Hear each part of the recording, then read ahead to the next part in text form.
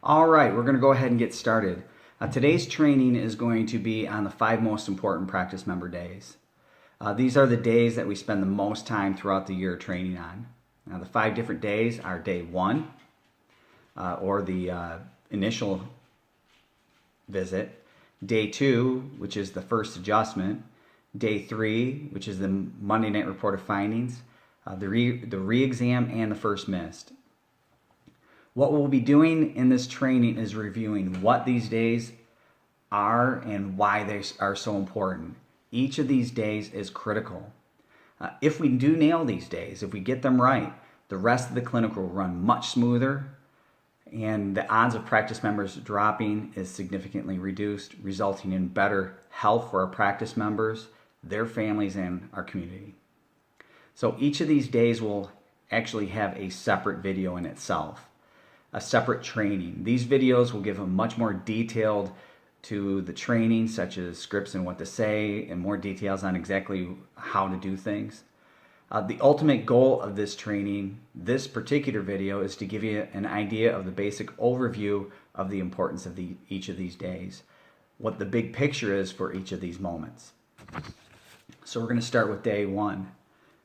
The ultimate goal of day 1 is to start the beginning of the change of the paradigm of the practice member, how the practice member thinks about their health. Every day, all day, we are inundated with commercials and advertisings of what to eat, what drugs we supposedly need, and how to live. So we are constantly immersed in an allopathic crazy land where healing comes from taking a pill, potion, or lotion, and what we need to do to function better is not even addressed. So from that initial phone call with questions like, is this appointment for yourself or your entire family? And our pop quiz on the subluxation brochure, we are looking to change the thought patterns that are ingrained in us since we were children. Everything we do, our greeting, adjustments keep you healthy, how may I help you? To our office tour when the back CA says, well, this wall shows how we adjust children and keep them healthy. During our exam, the examination that connects the brain to the body and educates while we do the examination. My consultation, where I talk about the subluxation and how it disrupts the communication between the brain and the body, which causes sickness and disease. I also introduce the need to adjust children. In addition, by not adjusting it on day 1 and taking the time to review the x-rays and the exam findings, we elevate the significance and importance of what we do.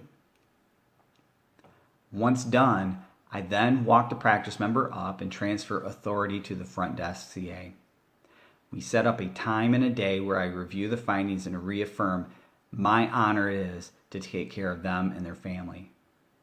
It is important that the front desk CA collect the $37 for this visit. Often doctors do not collect for some reason and have a billing department. We do not. Collecting sets the expectations that we collect when services are rendered, and also people with a zero balance are more likely to make another appointment than those who do not. So they're more likely to get the care that they need to live longer, healthier, and happier. So for our practice members' sake, we do collect when services are rendered. Everything that we do, from the greeting to when they exit our clinic, is designed to begin the process of changing the practice member's paradigm, to open up their mind to a new way of thinking about health, and not just their health, but their health of their family and friends too. So day 2, the first adjustment. Day 2, or the first adjustment's main goal, is to establish concern. Now, this is concern for the subluxations, concern for what we found, its seriousness, and to also get them and their significant other to day 3. That's the main goal of day 2, or that first adjustment. We give them another pop quiz to get them thinking, reestablishing the change in paradigm that began in their day 1. Also, how to get the best adjustment and set them up for me to come in and do my consultation and adjust them. During this consultation, I discussed that I have carefully gone over the findings and that I have found what I found caused me concern. This concern is real and it is sincere. The subluxation is always critical. The subluxation is always critical. People who have better nerve function live longer and better than those who do not. So when we're establishing concern, it is always a true concern and very real. There is volumes of research to back this up, and I am confident and ethically congruent when I deliver this concern.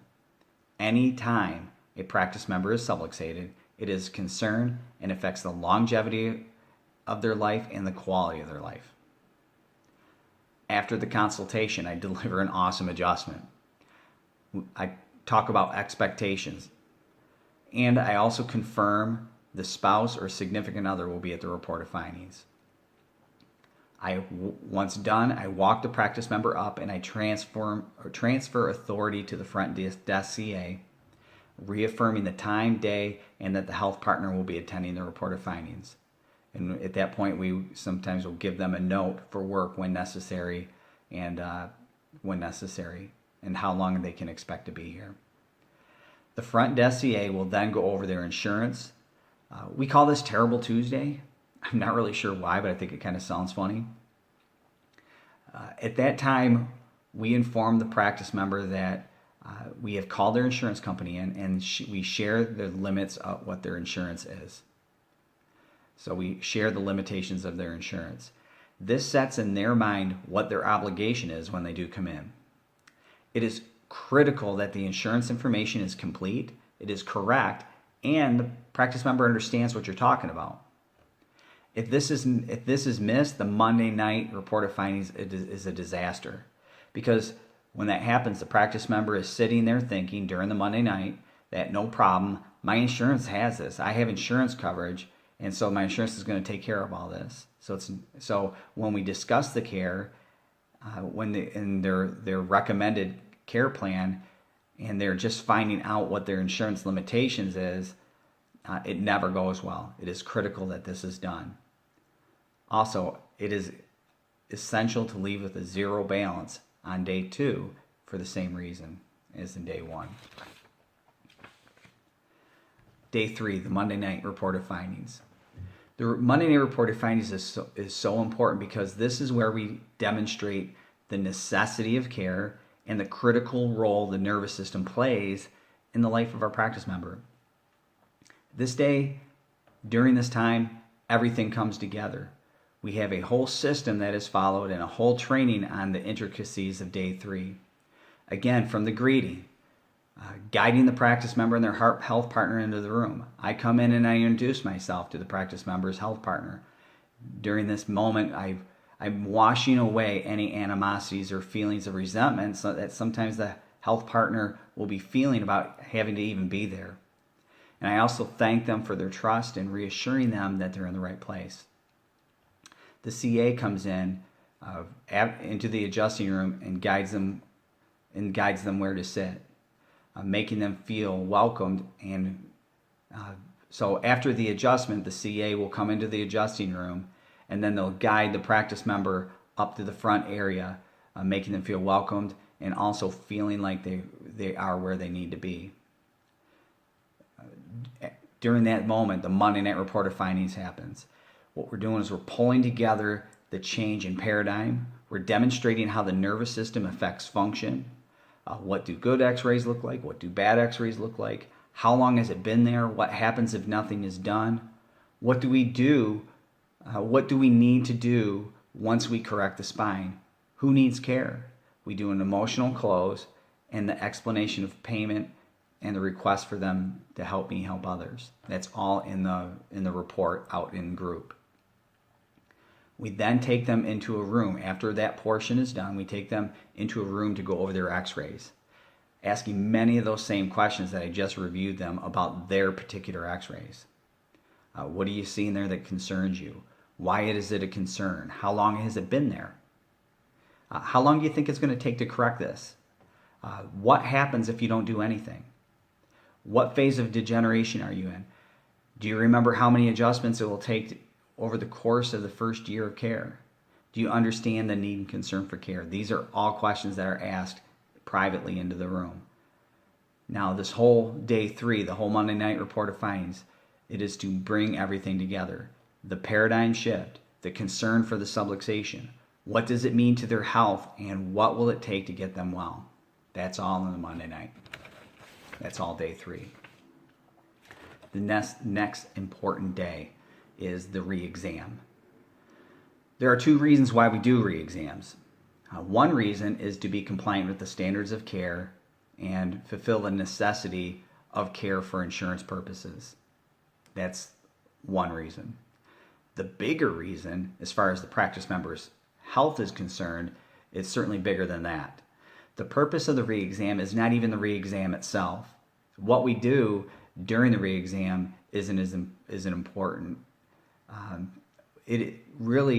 The purpose is to re-dip the practice member in the why they're even here.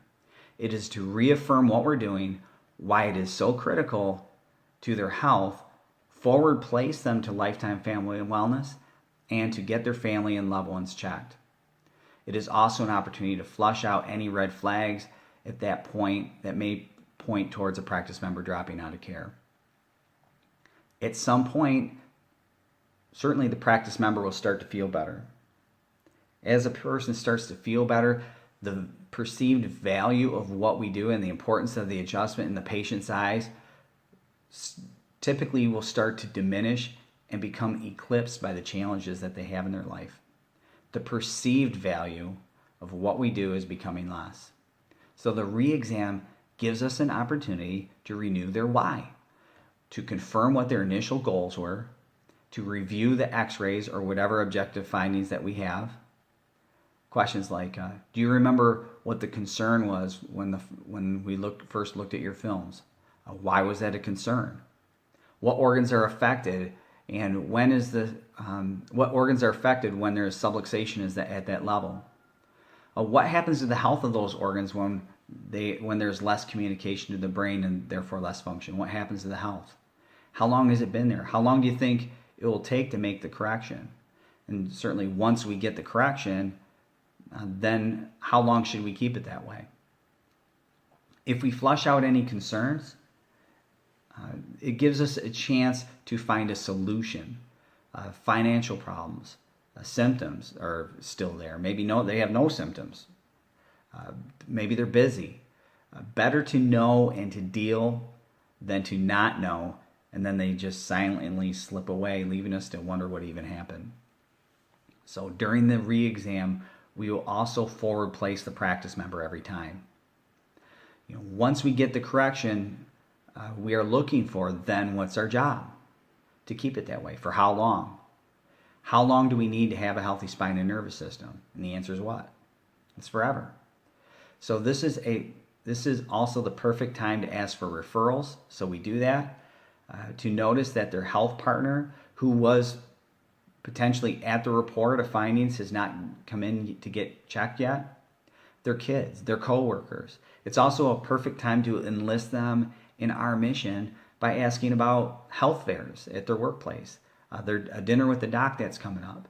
Lunch and learns. It's a perfect time for all of that. So the purpose of the re-exam is to re-dip the practice member in their why. We also forward place their care, we ask for referrals, and we flush out concerns of the practice member to shut the side door, which is their way out of care. Next very important day is the first missed.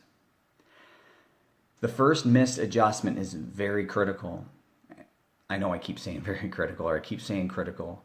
I say that because it is all critical, but you, the CA, play a big part in the first missed when you speak with them on the call, that very first contact, whether they call you or whether you're calling them. When we hear the reason or excuse for missing, it is important that we handle the call in the manner that is demonstrated in the phone call training video. There's a whole nother video that's set up for this. But a short synopsis of what that call is that during that call, we greet them with a positive chiropractic message. We express empathy to their reason or excuse when it's appropriate, quickly. We express why it is a concern or an important, or we express why it is a concern or the importance of the adjustment. And we lead them to a solution and get them back in for an adjustment. This model is important because no matter what the reason is, no matter what the excuse is, if we, out of feeling bad for the practice member and wanting to assure them that it's okay, don't worry about missing, because of our perception of what they may be going through, we diminish the importance of the adjustment. We relegate it to, it ain't nothing but a thing, baby, right? Don't worry about it. The adjustment isn't that important anyways. We don't mean to do it, nor is it our intention, but unwittingly or subconsciously to us and the practice member, that's exactly what we're doing. So by following the model of our phone call script, it impresses the importance of the adjustment, why we need to be here, and when they do come in, that message is always congruent with what they'll be hearing from me. So when I see them next, I will see that they missed that adjustment by looking at the computer screen. I will give them a great adjustment, but after that adjustment, I will then review their x-ray findings. I will also go through all the questions that I asked in day 3. Do you remember what that concern was? Do you remember why it was concerned? How long has it been there? How long will it take to get better? Once I do that, once I establish that, then I will acknowledge the missed adjustment. I'll ask, hey, what happened? Not in a confrontational way, but I'm just having a conversation. What happened? No matter what the answer is, through leading questions, I will bring it back to how important it is to stay with the care plan and offer a better time or a day possibly that they can follow that works better for them. I will also then walk the practice member up to the front desk. I'll state to the front desk member that the practice member missed an adjustment and that we'll be making up that missed correction to keep him or her moving towards better health. That transfers the authority to the front desk, and it decreases the chance of the practice member dismissing the need to make up that adjustment and not following through with that. So I always walk them up. The whole point is that from every step of the way, we all have the same message. We're on the same page, and the message is the same, and it makes sense to the practice member because through leading questions, they came up with the reasons why keeping their adjustment is so important. So these 5 days are the most important. These are the days that we train the most on. But the reality is that each and every day is important. They're all important. But if we train hard, if we hone our skills on making these 5 days our best days, there's going to be far less challenges with our practice members achieving the health goals that they initially set out to achieve. There will be a positive spillover in the care of our practice members because there will be less daily challenges. And this will allow us to focus on the task at hand, which is ultimately serving our practice members to help their lives better, help make their lives better. So thank you so much for watching this video. As always, if you have any questions, write them down right away and as soon as possible, so while they're still fresh in your mind. And thank you for loving what I love, and thank you for the help, for you helping me help my community live longer, healthier, and happier. So thank you.